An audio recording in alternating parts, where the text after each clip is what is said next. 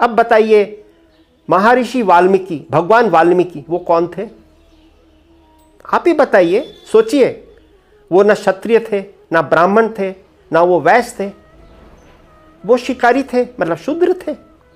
और उनको आज भगवान हम मानते हैं। क्यों मानते हैं? क्योंकि उन्होंने ज्ञान अर्जन किया, उन्होंने बुद्धि बल से इतना बड़ा रामायण, जो फ्यूचर के बारे में लिखते हैं, जब उन्होंने लिखा था ये रामायण हुआ ही नहीं था, वो पहले ही उन्होंने लिख दिया था तप बल से।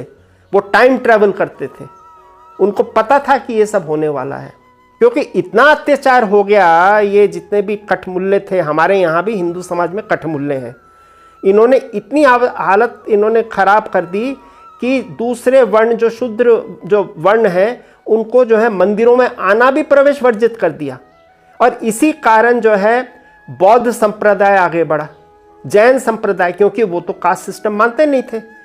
नमस्कार, जय श्री कृष्ण, जय श्री राम। मेरा नाम बीपी बागची है। मैं पुलिस अधीक्षक के पद से सेवानिवृत्त हुआ हूँ। मैंने सीबीआई में भी कार्य किया है। और मेरा ये मानना है कि समाज में अगर रहना है तो आपको कानून व्यवस्था बनाए रखनी चाहिए। और इसके ऊपर जो श्री चंद्रमोहन बुढ़ाकोटी जी हैं, उन्होंने जो मुहिम उठाई है वर्ण व्यवस्था को ध्वस्त करने के लिए, ये भी बहुत बड़ी मुहिम है जिसका कि प्रचार पूरे भारतवर्ष में होना चाहिए। आजकल जो भी हिंदू समाज में कुरीतियाँ हैं, उसमें से 70% जो लोग दायी हैं इसके लिए, वो है वर्ण व्यवस्था। ये वर्ण व्यवस्था इतना ज़्यादा, अब रिजिड बोलते हैं इंग्लिश में, मतलब इतना ज़्यादा सख्त हो गया है कि एक वर्ण से दूसरे वर्ण में माइग्रेट करना जो है वो पॉसिबल नहीं है। ये मतलब ये हो ही नहीं सकता। यहाँ भी सुना गया है कि जो खाप पंचायत हैं या जो भी समाज हैं, वो समाज जो है, जो वर्ण के खिलाफ विवाह करते हैं, उनको निष्कासित कर देते हैं या उनका मर्डर भी हो जाता है, उनको मार भी डालते हैं। ऐसे कई हुए हैं, ऑनर किलिंग के केसेस हुए हैं।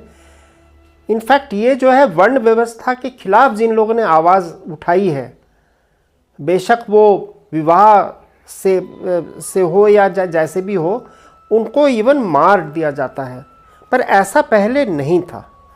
हमारे यहाँ वर्ण व्यवस्था इतना ज़्यादा सख्त नहीं था, इतना ज़्यादा इनफ्लेक्सिबल या रिजिड नहीं था।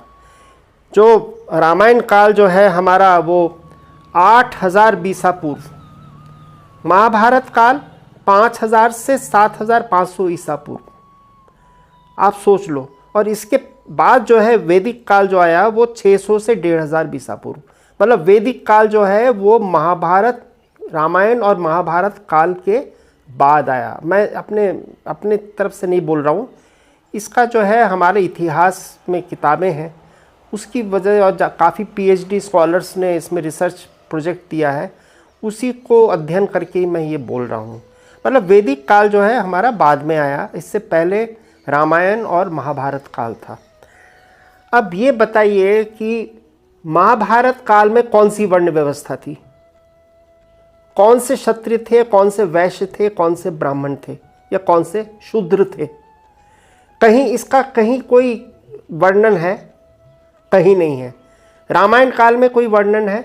नहीं है। वैदिक काल में एक ग्रंथ, एक रेफरेंस आया है, मनु, राजा मनु।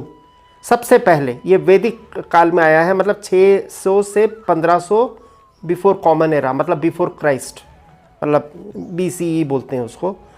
सबसे पहले मनु का रेफरेंस तब आया है। और फिर पीरियोडिकली मनुस्मृति एक लिखी गई थी और उसके ऊपर बहुत सारे रिवीजन हुआ है। असली मनुस्मृति कौन सी है किसी को नहीं पता।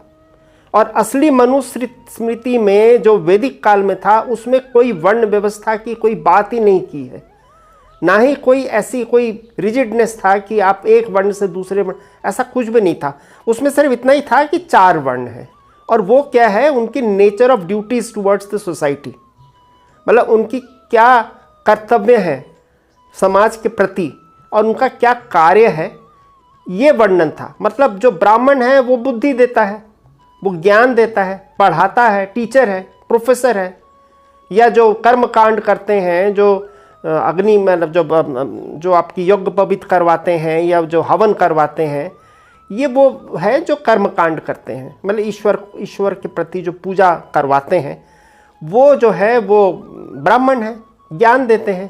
क्षत्रिय क्या है, वो समाज की रक्षा करते हैं, वो शस्त्र चलाते हैं, इसलिए क्षत्रिय हैं, शस्त्र से क्षत्रिय हुआ। वैश्य कौन है, वो समाज को समृद्ध बनाते हैं। भाई व्यापार करके समृद्ध तो बनाते हैं, जीडीपी को बढ़ाते हैं आगे समाज की, वो वैश्य है। और शूद्र का मेरा ओरिजिनल एनालिसिस है, शूद्र जो है वो शूद्र मतलब अक्षर का शूद्र नहीं है, छोटा नहीं है। शूद्र मतलब शुद्ध, जो समाज की सफाई करते हैं, समाज की शुद्धिकरण करते हैं। इसलिए जो शूद्र है वो सफाई करता है, मतलब समाज को शुद्ध करता है। अगर शस्त्र बनाने वाला शूद्र है, अगर वो नहीं बनाएगा तो क्या क्षत्रिय लड़ सकेगा? जो ब्राह्मण कर्म कांड करता है, जो उसका जो लोटा है या जो भी उसके जो बर्तन है या जो भी करते हैं, जो भी किसी चीज़ का प्रयोग करते हैं, वो बनाने वाले कौन थे? ताम्रकार थे। जो मतलब जो आपके ये तांबे का बर्तन बनाते थे या पीतल के बर्तन बनाते थे, वो कौन थे? शूद्र थे। जो सफाई करते थे, पूरे शहर की सफाई करते थे, वो कौन थे? शूद्र, मतलब शुद्धिकरण करते थे। इसलिए ये कहना कि शूद्र जो है नीच जाति है, ये टोटली गलत है, ये अपभ्रंश है। ये जो है ये मेडिवल एजेस में इसका प्रचार किया गया था और इसी कारण से सनातन धर्म का पतन हुआ, क्योंकि इतना अत्याचार हो गया। ये जितने भी कठमुल्ले थे, हमारे यहाँ भी हिंदू समाज में कठमुल्ले हैं, इन्होंने इतनी हालत इन्होंने खराब कर दी कि दूसरे वर्ण जो शूद्र जो वर्ण है उनको जो है मंदिरों में आना भी प्रवेश वर्जित कर दिया। और इसी कारण जो है बौद्ध संप्रदाय आगे बढ़ा, जैन संप्रदाय, क्योंकि वो तो कास्ट सिस्टम मानते नहीं थे। तो इसीलिए जो हमारे जो ये हम बोलते हैं दे आर मौलवीज, जो इतना ज़्यादा रिजिडनेस लाते हैं, इसीलिए सनातन धर्म का पतन हुआ। अब जो है ये मूवमेंट दोबारा शुरू हुआ।